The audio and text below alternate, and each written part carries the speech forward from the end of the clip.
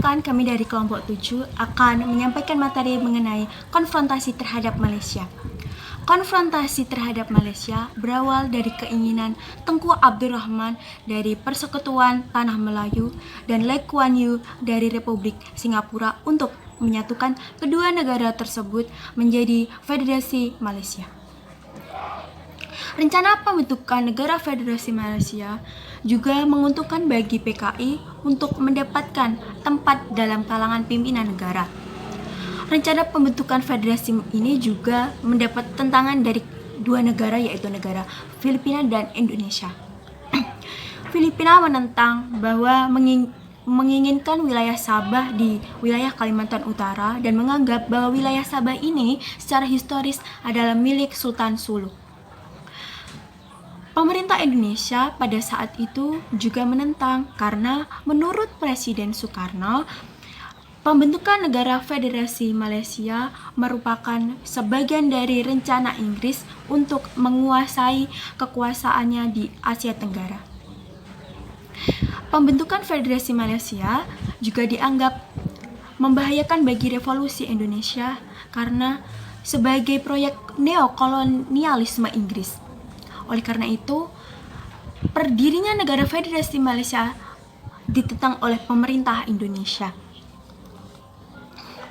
Pada tanggal 31 Juli sampai 5 Agustus 1963, untuk meredakan ketegangan dari masalah ini, diadakan konferensi Malpindo yang beranggotakan dari 3 negara, yaitu Malaysia, Filipina, dan Indonesia, dan diselenggarakan di Filipina.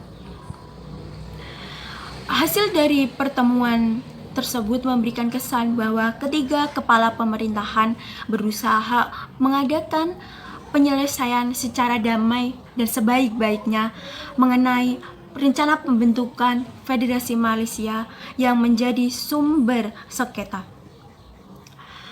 Konferensi Malpindo menghasilkan 3 dokumen penting, yaitu pertama, Deklarasi Manila, kedua, Persetujuan Manila, dan yang ketiga, Komunike Bersama.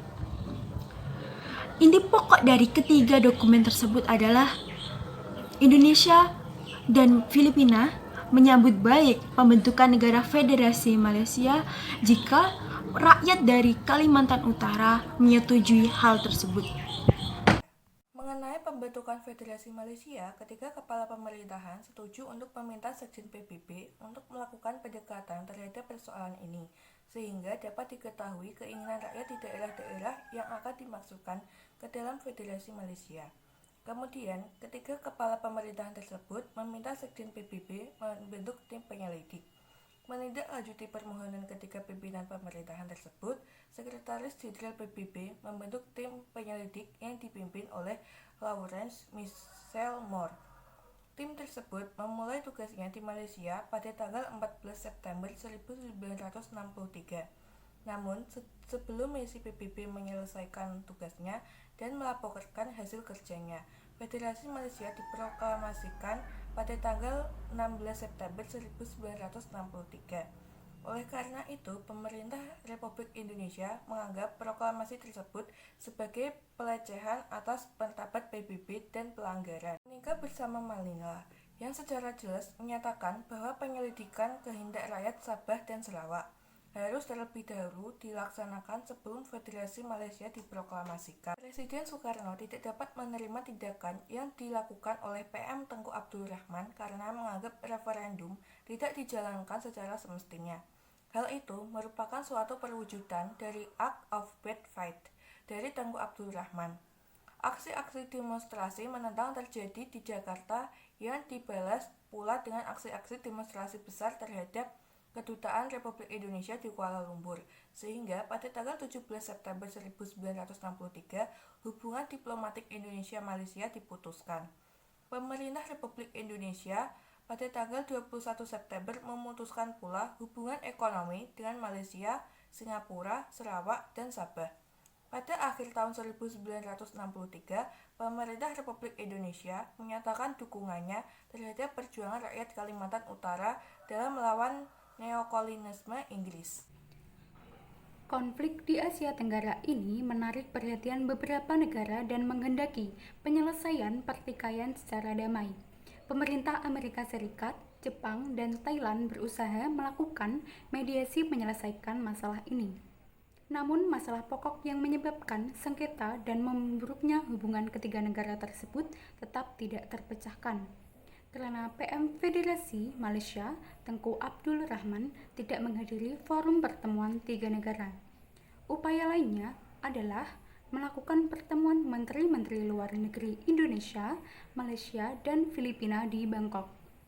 Namun, pertemuan Bangkok yang dilakukan sampai 2 kali tidak menghasilkan satu keputusan yang positif, sehingga diplomasi mengalami kemacetan. Di tengah kemacetan diplomasi itu, pada 3 Mei 1964, Presiden Soekarno mengucapkan Dwi Komando Rakyat atau Dwi Kora di hadapan apel besar sukarelawan. Kami perintahkan kepada 20 juta sukarelawan Indonesia yang telah mencatatkan diri, berhebat ketahanan melalui Revolusi Indonesia dan bantuan perjuangan revolusioner rakyat-rakyat Manila, Singapura, Sabah, Sarawak, dan Brunei untuk membubarkan negara boneka Malaysia. Taufik Abdullah dan AB Lapian 2012. Untuk menjalankan konfrontasi Dwi Kora, Presiden Soekarno membentuk Komando Siaga dengan Marsikal Madya Umar Dhani sebagai panglimanya. Pemerintah Indonesia telah memutuskan melakukan konfrontasi secara total, namun upaya penyelesaian diplomasi terus dilakukan. Presiden RI menghadiri pertemuan puncak di Tokyo pada tanggal 20 Juni 1964. Di tengah berlangsungnya konfrontasi Indonesia-Malaysia, Malaysia dicalonkan menjadi anggota tidak tetap Dewan Keamanan PBB. Kondisi ini mendorong pemerintah Indonesia mengambil sikap menolak pencalonan Malaysia sebagai anggota tidak tetap Dewan PBB. Sikap Indonesia ini langsung disampaikan Presiden Soekarno pada pidatonya tanggal 31 Desember 1964. Dari pidato tersebut terlihat bahwa keluarnya Indonesia dari PBB adalah karena masuknya Malaysia menjadi anggota tidak tetap Dewan Keamanan PBB.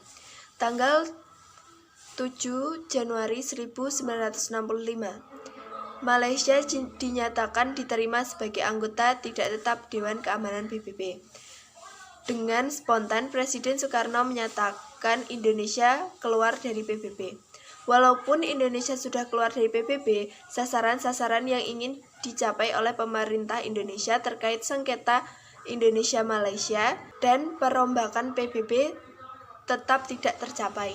Karena dengan keluarnya Indonesia dari PBB, Indonesia kehilangan satu forum yang dapat digunakan untuk mencapai penyelesaian persengketaan dengan Malaysia secara damai.